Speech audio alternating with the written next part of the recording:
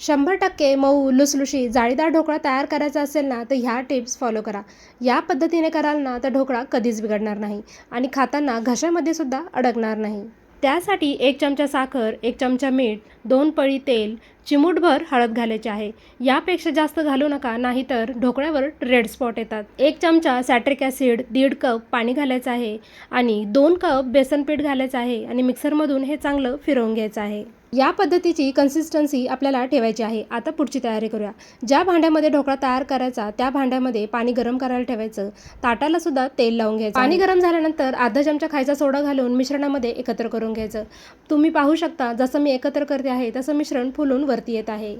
वेळ न घालवता लगेच मिश्रण तेल लावलेल्या प्लेटमध्ये ओतून घ्यायचं आहे आणि ढोकळा 12 ते 15 मिनिट आपल्याला वाफवून घ्यायचा आहे. मस्त आपला ढोकळा इथे तयार झालेला आहे. पूर्ण थंड करून घ्यायचा. थंड झाल्यानंतर कट करून घ्यायचा आहे. तुम्ही पाहू शकता अगदी मऊ, लुसलुशीत, जाळीदार ढोकळा आपला तयार झाला आहे. या पद्धतीने जर कराल ना, तर बाहेरचा ढोकळा खाणं तुम्ही विसरून जाल. तेल गरम झाल्यानंतर मोहरी, जिरे, हिरवी मिरची, कढीपत्ता, साखर, थोडं पाणी घालून 1 ते 2 मिनिट आपल्याला हे पाणी उकळून घ्यायचं आहे आणि पूर्ण थंड झाल्यानंतर ढोकळ्यावर घालायचं आहे. या पद्धतीने ढोकळा एकदा नक्की करून पहा आणि कसं झालं हे मला कळवा. रेसिपी आवडली असेल तर लाईक नक्की करा.